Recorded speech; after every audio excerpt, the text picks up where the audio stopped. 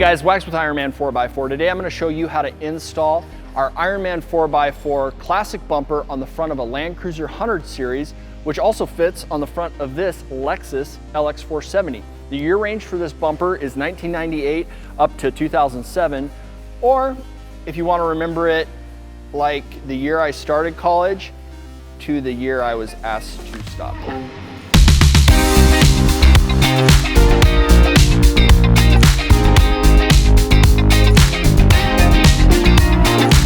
All right, listen, on a project like this, big bumper, big truck, don't get intimidated. If you've got some hand tools, a friend makes it a lot easier, and a couple pieces of cardboard so you don't scratch stuff up when you got it all laying out, you can do this. I'm gonna show you how.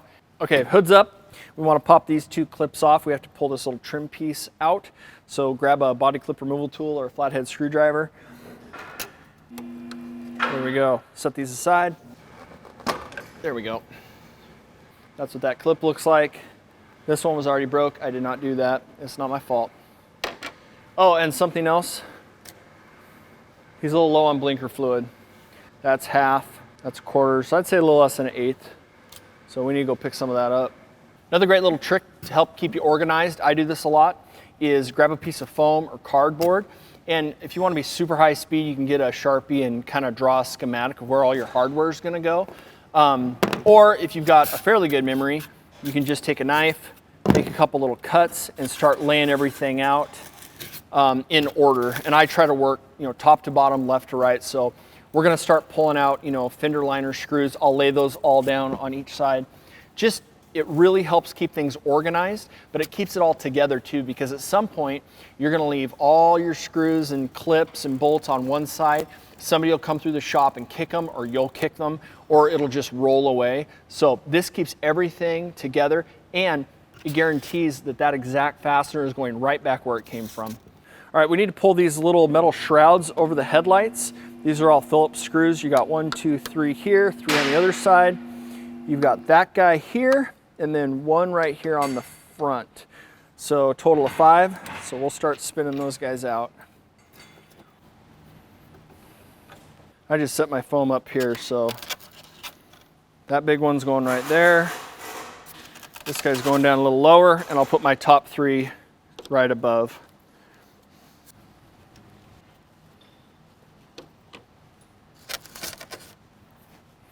Pull these shrouds off. Now we'll pull the painted inlay piece off, and these are just held on with clips. So you just want to get underneath it and pull directly out. You can see here you've got 1 right there, 1 here on the edge. Pull our clips, 1, 2, 3 right here. Next we need to remove this 10 mil screw. It's also got a Phillips on it. So we're on the driver's side, and it's the one that's facing upwards, right in there. So we'll loosen that out, and then we'll go do the same thing on the passenger side. All right, now we're gonna move to the bottom side of the truck, and you've got a 10 mil on this side and on the other side. So we'll zip this out. 2, 3, and 4. Like I said, 2. Before we get carried away, I sort of broke my own rule, which is always unhook all your electronics first, because if we go to pull this bumper off, we do not want to tear these factory harnesses. So we're over on the passenger side on the fog light and turn signal here. So we will see if we can get these bad boys to break loose.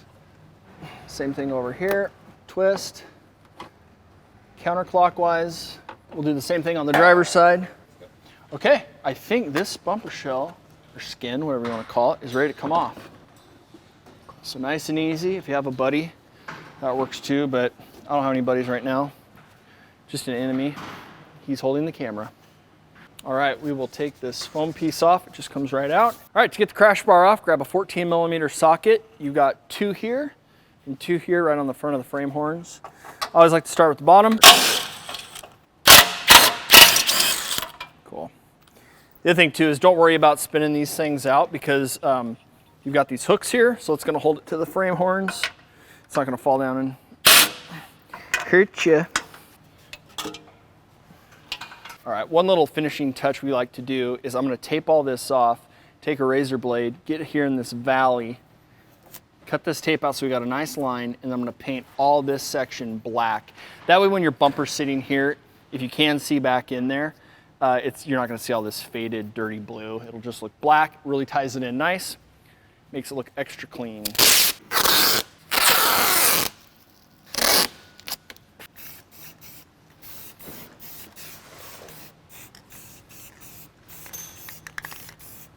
All right, while we're letting our paint dry up here on that detail, we're gonna pull these lash down points off. So grab yourself a 19mm socket. We got 2 bolts here and 2 bolts over there.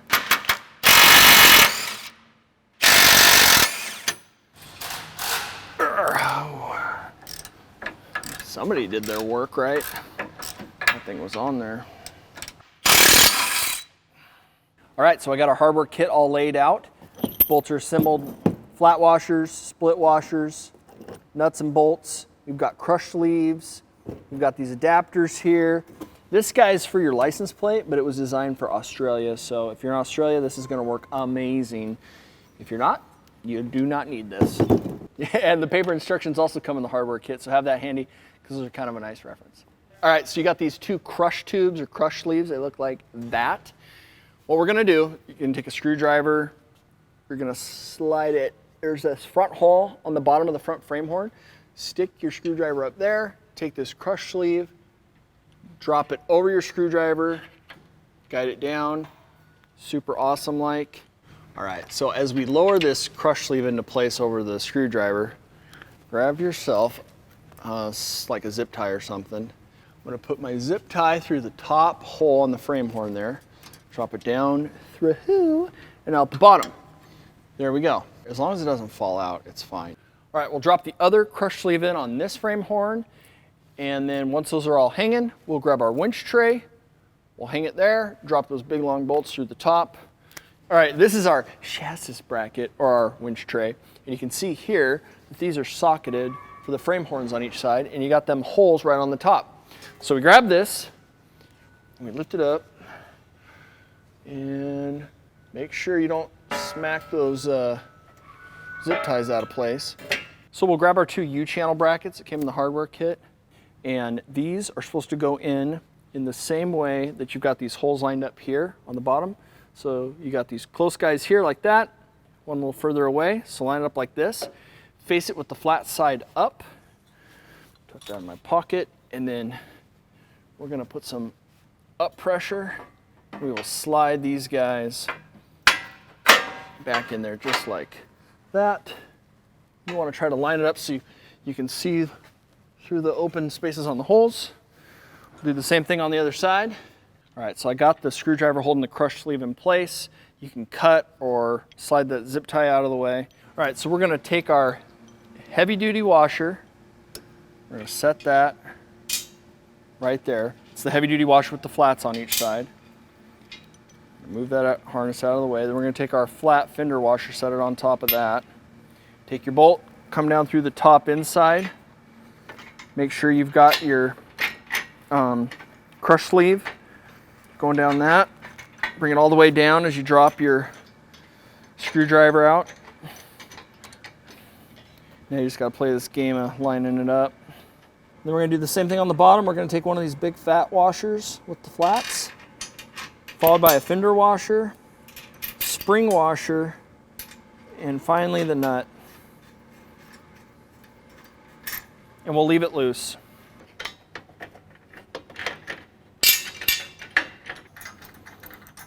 All right, if you go back to your hardware kit, you're gonna grab these 2 long 60mm long bolts. And if you remember, we pulled this off here. So we're gonna take our OEM bolts out, set them aside, and put this back together the same way it came off, but with the Ironman 4x4 hardware. So flat washer, spring washer bolt. And that is gonna fit right up into here. So make sure that that U-channel is lined up properly. And then we'll just grab a couple threads on the front and the back. And on the front left driver's side, we're gonna take this, we'll tie down point, pull the OEM bolts out, take these last 2 bolts that came in your hardware kit, just like that, through here. These back bolts here are gonna be a 21 socket, so we'll start to tighten them down. All right, we'll put a 19mm wrench on the top of this long through bolt, and then grab a deep dish 19mm socket for underneath, and we'll get that locked down. Okay, and it's the same thing on the other side, 19, 21, 21. Winch tray is on, or chassis bracket, if you're reading along in the instructions with us. Everything is tightened down, double check, make sure it's good to go. This is the time if you're gonna put a winch on this thing, go ahead and install your winch. We're actually not doing a winch on this install, so we're gonna move on to the bumper shell and get that hung. Now before we hang our bumper shell, we wanna check and make sure all the fasteners are good and tight. So grab yourself a 10mm socket. I'm gonna use a wobbler end just to kind of help with some of the clearances in here. And we'll get these things tightened down. You don't want to tighten these things down too hard because you can pull that stud right through the back of the rubber. So just get it snug. Before we get that shell hung, I also like to take a picture of the back of the LED indicator light. And if you can get a clear enough picture of it, it has a wiring call out, which tells us exactly which wire does what. All right, Clint is gonna give me a hand here, and we've got hardware laid out on each side. All right, we can just kind of let it hang for a second, Kim.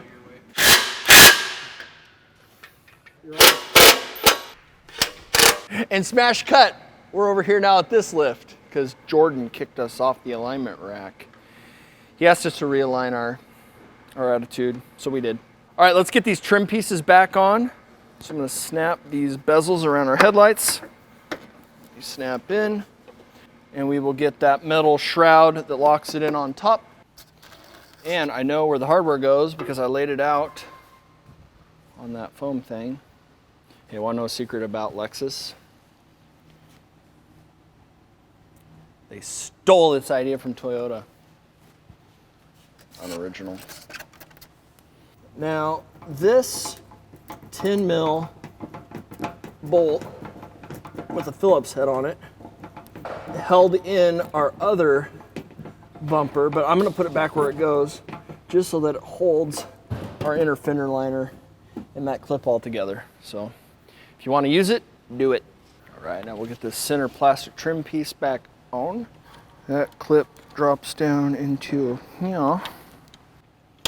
That one popped right in. Cool, look at that. You're gonna wind up with 3 of these extra Toyota clips that came off of our bumper skin.